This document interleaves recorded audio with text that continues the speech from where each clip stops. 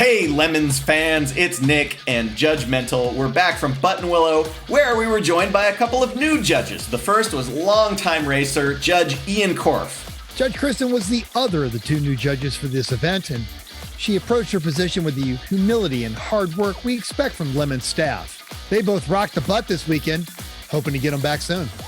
So, Buttonwillow is in the California Central Valley, nearish the town of Bakersfield, made famous by the Buck Owens classic tune, Streets of Bakersfield. So, of course, we had to make that into a penalty. We made Lemons racers who can't sing this song. That, of course, immediately backfired when this guy sang it.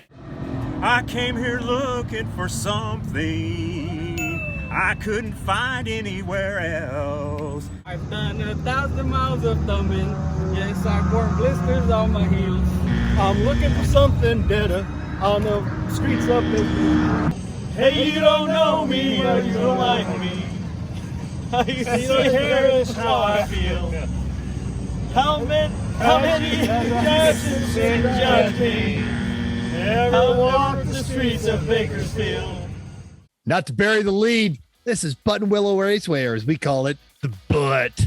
Warning, this wrap-up will contain many poorly executed references to butts, backsides, behinds, bottoms, bums, derrieres, tushies, asses, fannies, keisters, rears, gluteus maximus, haunches, hindquarters, and posteriors. Mostly because Nick and Pendle, despite their age, are 12-year-olds, but also because butt jokes are funny. Cease watching this wrap-up video if any of the following occurs: aggrievement, anger, disgust, gall, outrage, rile, shock, affrontment, fret, nip, or snub. If an overall feeling you're watching a bad rendition of a children's cartoon, stop watching immediately and never tune into live coverage of a Lemons racing event. Seriously, it's worse. So, yeah, we're 12 years old. And on that subject, Team Dickass was back. To be honest, this weekend, I had a lot of fun because of the Dickass team. Not only because they gave us these cool hats and these little tiny Dickass keychain bottle openers, which are super awesome, and t-shirts, but really what they gave us was joy because we got to say Dickass all weekend. Dickass. We were all sitting around watching the cars exit the track, and here comes a Dickass car. Slowly coming by, trying to go in where you're supposed to come off track. And I got to say, "Hey, Dickass! You're going in the wrong hole!" Joy. Pure joy. Everyone should have that opportunity. If you can believe it, Dickass is a real Chinese company that makes aftermarket brakes. Supposedly, they showed up at SEMA a few years ago and couldn't figure out why they were so popular. Now, the actual team's name is this much longer definition that Dickass, Dickass, Dickass. Dickass, Dickass, Dickass, Dickass, Dickass, Dickass, Dickass, Dickass, Dickass, Dickass, Dickass, Dickass, Dickass, Dickass, Dickass. Hell sweet. The danged old Transmero we saw at Sonoma and Thunderhill was back, and rather than do anything different to their car, they rolled through BS with a well-done kangaroo rat theme. The kangaroo rat is actually an endangered species and currently is holding up expansion of the butt. You know, I wonder if there would be a market for a product that could hold up the expansion of any butt.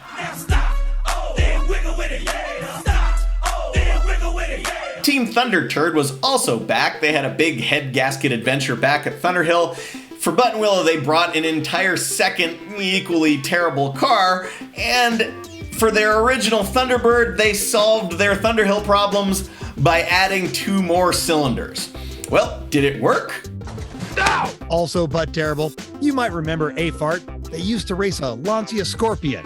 Well, they sold that car to a team on the East Coast, and they're doing great with it. A-Fart replaced that Lancia with a pair of Toyota Supras, and surely that improved reliability. Yes, well. Hella sweet Whale Wars Racing, their BMW. They got this whole whale theme, and they dress appropriately for real serious racers. Hella sweet, number 619, the alien probe returns to Earth. Of course, this is a Ford probe, and of course, you might make the connection between a Ford probe and being abducted by aliens and possibly being probed in the butt. Yeah, we're 12 years old. Now, this is a theme that might be a little bit played out in Lemons, but This team decided to just take it to a level and scale that cannot be topped. They had a fully equipped articulating probe on the top of their probe and a blank diary called Butt Stuff for everyone to record their personal alien abduction experiences. It was so well done, we never need to see this theme ever again. Hella sweet. Car 77, Charlie's Devils. Once upon a time, there were 3 little girls who went to the police academy, and they were each assigned very hazardous duties. But I took them away from all that, and now they work for me. My name is Charlie. Wait, who the hell is Charlie? Shut up, youngin'. Now, in 1976, Ford penned a deal with executive producer Aaron Spelling to ensure the stars of his new drama, Charlie's Angels, would all drive the newest and hottest Fords from 1976. The sensible Kate Jackson got the Pinto Runabout. Jacqueline Smith drove a Mustang 2 Ghia. But the top sex symbol of the 70s, Farrah Fawcett, drove the high-performance one, a Mustang Cobra 2. Car 77 was a T-topped equipped 77 Mustang Cobra 2. Ah, you ruined classic. Well, this team themed hard, dressing as all 6 of the TV Angels. Their Bosley had an actual, original Western electric speakerphone, which may have cost more than the car. Ah, you ruined classic. I was in love with this car before we even arrived. It was hella sweet. Good work, Angels. Buttonwillow is a great track, but it's in the middle of a dusty nowhere outside of Bakersfield. And with all the fires currently raging in California, Friday and Saturday's air quality was best described as chunky. Speaking of fires, we had a new team racing an old car. It was Team Dousing Flames. Seen this before as the Jackalope car. They had a big paper mache jackalope on the roof. Now it's got a firefighter on the roof, and this team is running the car to raise money for all of the folks fighting the California wildfires. It's hella sweet. But terrible, but we love them. 425, the Don Gier VW. Now, we first met them in Sonoma in the far corner of the parking lot, beating on their car with few tools, no real food, or much water. They brought their melty diesel Passat back, and it was still hella slow, but the team was more prepared than their last race. Then we had car 388, the BMW, the Bakersfield manure wagon.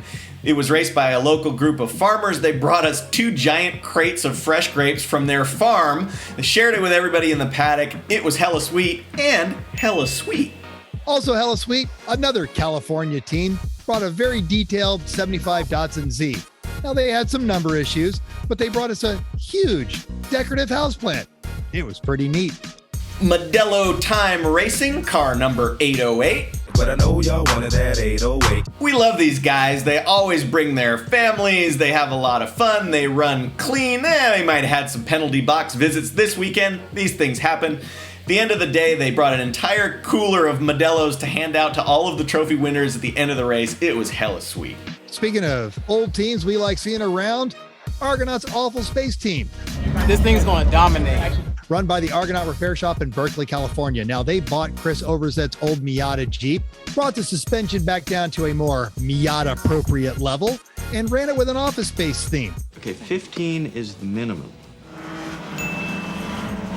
Now, the Delinquent Racing Merkur XR4Ti, this is a car that's been around for a while. Thing about Merkurs is it's a German Ford. It's got an electrical system that is so robust that when you try to entertain the Lemons judges and paddock by adding a bunch of powerful speakers, car stereo amps, totally won't somehow fry the ECU and make the car stop running entirely. Yes, well. Let's talk about the winners. We talked about new teams and new judges. Here's one to introduce another. The regional award for this race was called But Terrible, But We Like It. And we gave this to a team called Ludes and Dudes. They were driving a Honda Prelude. Pretty sure they painted it with like a roller brush from Home Depot, bright yellow. There were plastic flamingos all over. It was pretty cute, little crumpled up beer cans. After the first maybe 2 laps, most of the flamingos were on the track. We were finding them all weekend under people's exhaust manifolds. They were all wearing matching Hawaiian shirts with little birds on them and stuff. And the reason we know that is because they were in the penalty box all weekend. The driving sucked, the cars sucked, but their attitudes were just what we wanted. They're the kind of team that you want to hang out with at a Lemons race. So we gave them the award because they were butt terrible, but we liked them. Judge's choice went to another, maybe slightly hopeless but very lovable group. This is a bunch of LA firemen running Team Mazda Third Alarm. It was an automatic Mazda 3. Now, these guys, they're second to none in the career of being firemen. At the track, they were maybe more a little bit like a bunch of little labradoodle puppies running around. Anyway, their well-prepared Mazda 3 arrived in tech. We looked at their seatbelts, which were made by the lesser-known company Slapco. Another team helped them out with a replacement set of belts. They got out on track. Somehow they figured out a way to spin this automatic Mazda 3 about every other turn. They were fantastic to be around. These are the kind of folks we love to see at a Lemons race. Of course, this race is brought to you by Yokohama and Yokohama Road Mangler Cup. So don't forget, if you're racing on a set of Yokohama tires, you let the judges know, run our Road Mangler tire stickers like all the cool hella flush folks do, and you're eligible to win a new set of Yokohama tires. This race, the Road Mangler Cup went to Polyorchid. Polyorchid, that sounds nice. What does that even mean?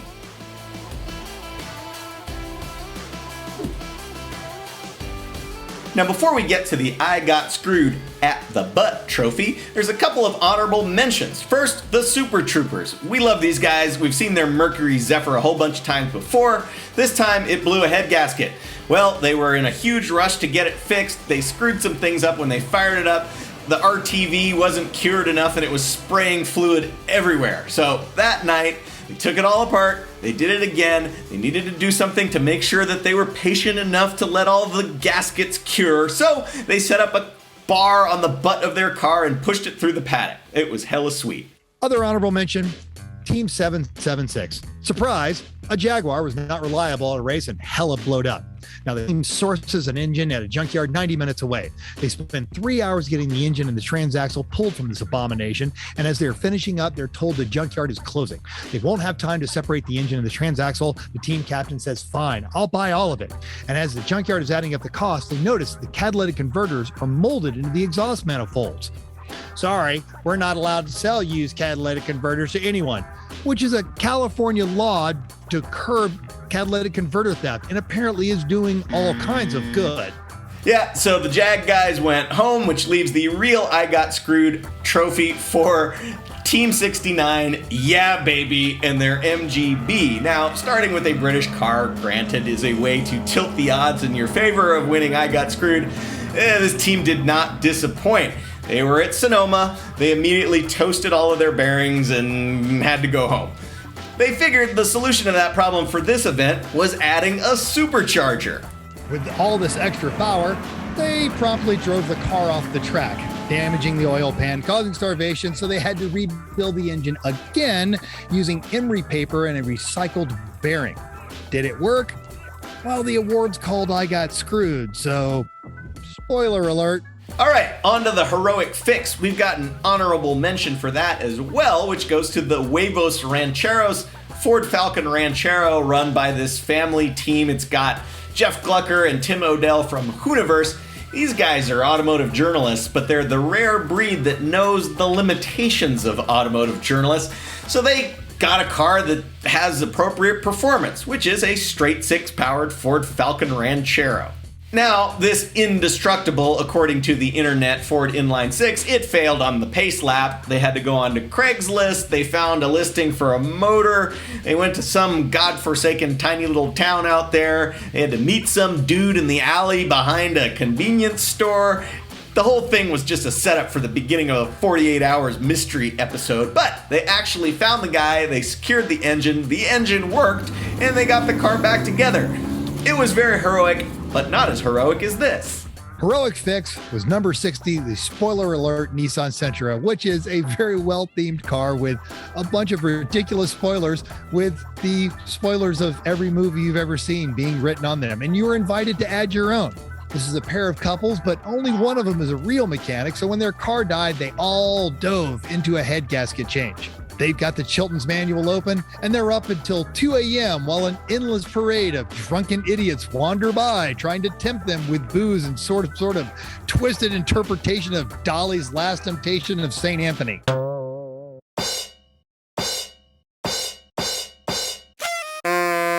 Sunday morning, as the green flag dropped, they were still wrenching.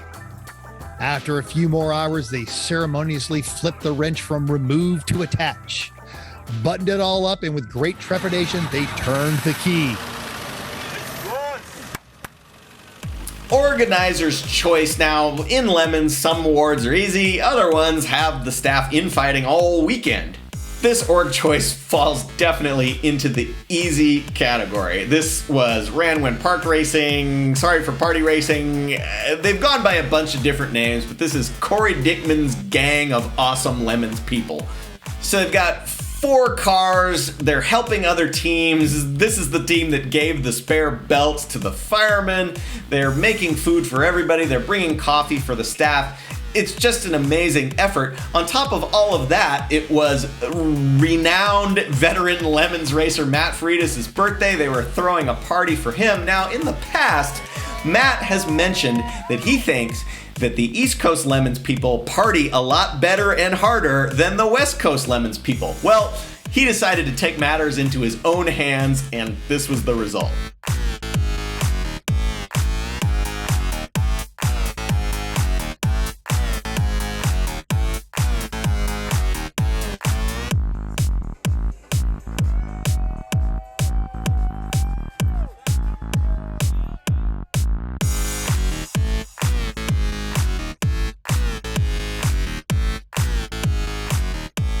There are cars that, when they show up, you just know they're going to be winners. We eyed this car as a potential IOE as soon as we saw it. If not that race, certainly the one right after, it had all the hallmarks of a well-executed index of affluency. It had YU Rune Classic. It had $500 my ass. It was an unloved platform from a sketchy manufacturer. It was a hopeless and inappropriate engine swap. They just needed a few races to sort the car out, and then after that, to qualify for the IOE, they just needed to finish well. Or finish in the top half. Or just finish at all. Well, that was literally 10 years ago, and we just got tired of waiting. So the IOE was B Team, Just Plain Stupid, and the... Chotus.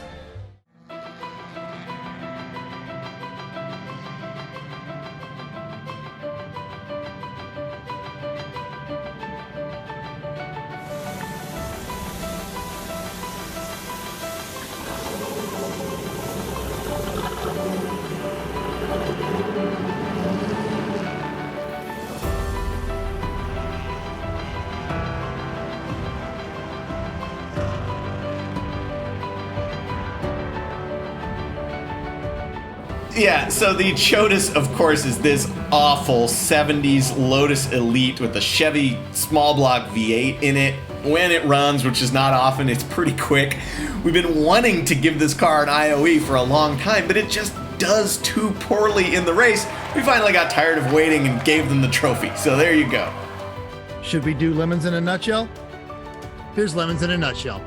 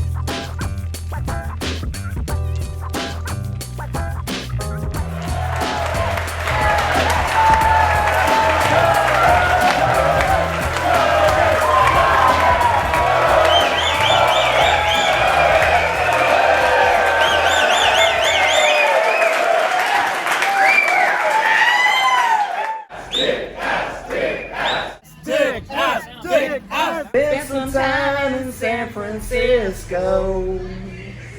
I spent a night there in the can. They threw a drunk into my jail cell. I took $15 from that man. Left up my old watch and house keys. Don't like folks thinking that I'd steal. Then I thanked him while he was sleeping. Then headed off to Bakersfield.